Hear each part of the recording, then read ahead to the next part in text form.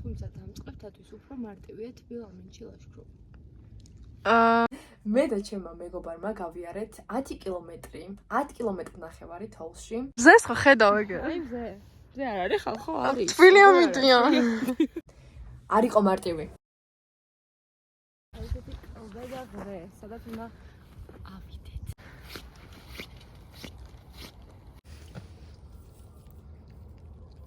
და უკვე მაღლა რომ ავდიოდით, უფრო ლამაზი თოვლი იყო, უფრო ლამაზად თოდა თან ადამიანის ფეხის ნაბიჯი რო არ ეტყობოდა არსად, ანგელოზურად ლამაზი იყო. ეგრე თუ ეგეთი კომპლიმენტი თუ არსებობს. აი რა ლამაზი, აი და რა დაგვიჭდა ეხა ეს მოგზაურობა? ერთი ლარი მეგობრებო, ანუ რა იაფია. კუსტუბაზე სავაგიოთი ამოდით.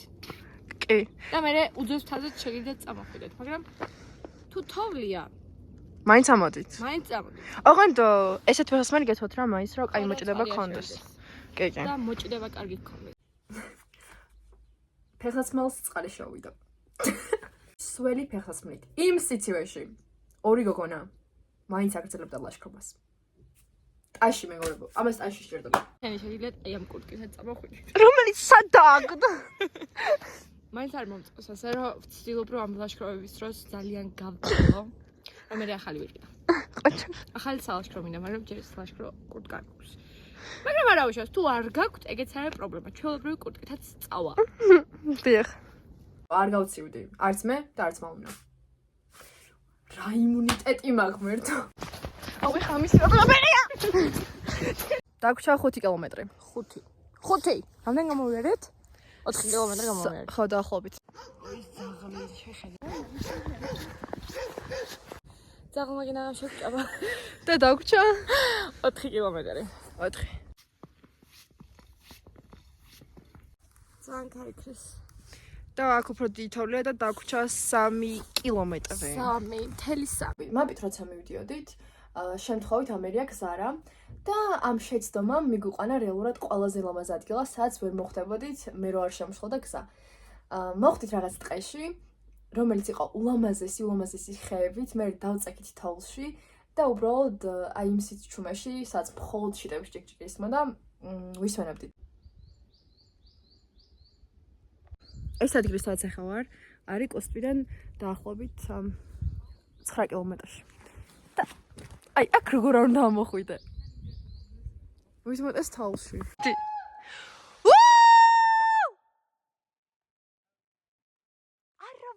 ავდექით და გავგზავნეთ გზა.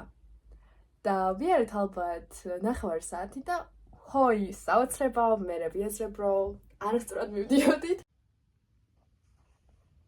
მერე სიარულისას აღმოაჩინე რომ ტელეფონი დავკარგე და მაგრამ სამაგიეროდ მალე აღმოაჩინე, ამიტომ უცებ ვიპოვე. ამაღა ვარც ხო ხედავთ? ეგ ავიარეთ და უცებ ვაანალიზებ რომ ტელეფონი არ მაქვს.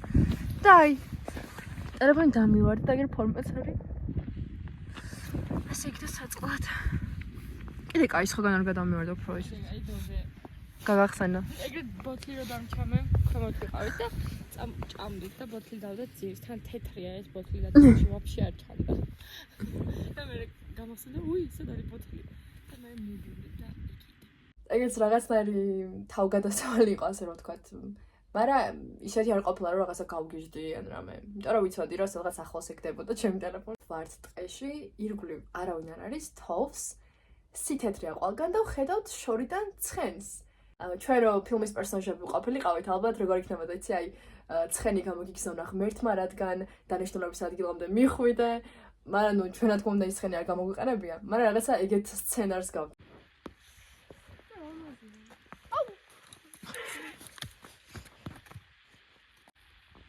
მინდი ახოს.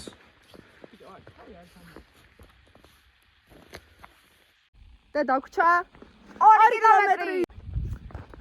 2 კილომეტრი რა არის? მარტო დანიშნულების ადგილამდე მისვლა არ იყო ყველაზე საოცარი რამ, რადგან გზაშიც ძალიან ბევრჯერ უამრავი ლამაზი ადგილი ვნახეთ და ბევრი რაღაც მოხდა.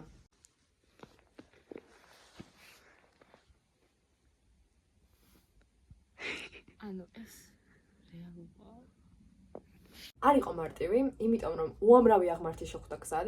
შეხედეთ ამ ხალ აღმართი ამოვიდა. ხო. მაგრამ სულ რაღაც 100 მეტრი დაგვჭერო. მე 1 კილომეტრი დაგვჭეს. 1 კილომეტრი. 1 არა, წამო. აი ის აღმართ. იცით რა რთული იყო, მაგრამ დროს ვითვლიდით რა და ამოვედით. არა, შემიძლია წავედით, 600 მეტრი გაჩა. სულ 600 მეტრი. დაიხედი. აი ამადრიებს მეგობრებო რა. და დარჩენილია 100 მეტრი დაახლოებით. წავედით. ყველაზე კარგი გრძნობა იყო, რომ საბოლოოდ 4 საათნახევრიანი სიარულის შემდეგ მივედით ჩვენს ადგილას. ხო? დავინახე. და მეგონა რომ უკვე აღარ დამთავრდებოდა ის გზა. თუმცა აი უკვე რომ მივედი და უძოს მონასტერი დავინახე, მე რა მივხვდი რომ ვაუ ჩვენ მოვედი და ჩვენ აქ ვართ. და 0 კილომეტრი. მოვედით. ჯეროდეს აი ხა გავწვევი. მიდი აზრი. კაი, ცანდა. ეს მართლა გაწვა. აი მე თავი მტკივა ესე მგონია რომ ან დავიყარე მაგრამ უძოს მონასტერში რო ავედით, უკვე მართლა ძალიან ციოდა, იმიტომ რომ ჯერ მთაზე ვიყავით მაღლა, გადმოვხედეთ ულამაზეს ხედს, რომელიც რეალურს არ გსგავდა, მაგრამ რეალობა ხალხო საქართველოში ვართ. დავსხედით რო გვეჭამა და ვერაფერს ვერ გრძნობდი საერთოდ და ის საჭმლის გემო არ გრძნობოდა, იმდენად გაყინული იყო ყველაფერი. ხელები მქონდა სულ წითელი და ცოტაც და მეგონა რომ გული წამივიდოდა. მართალია -2 გრადუსი იყო, მაგრამ დამიჯერე ძალიან ციოდა, თან იყო ქარი.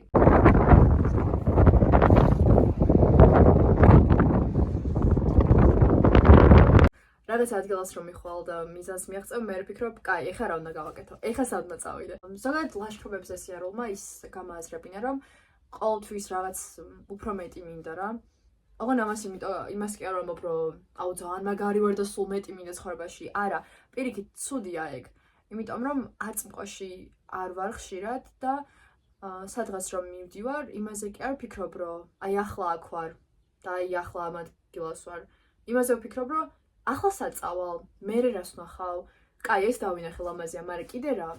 იცი რას გავს, აი სიცარიელეს რა გრძნობ და გინდა რომ რაღაც მიზნებით დაიკმაყოფილო და შევისვა ეგ სიცარიელი, მაგრამ რეალურად ჯერ შენს თავზე უნდა იმუშაო. აი აქ ვარ, ანუ ამ წამს ვარ.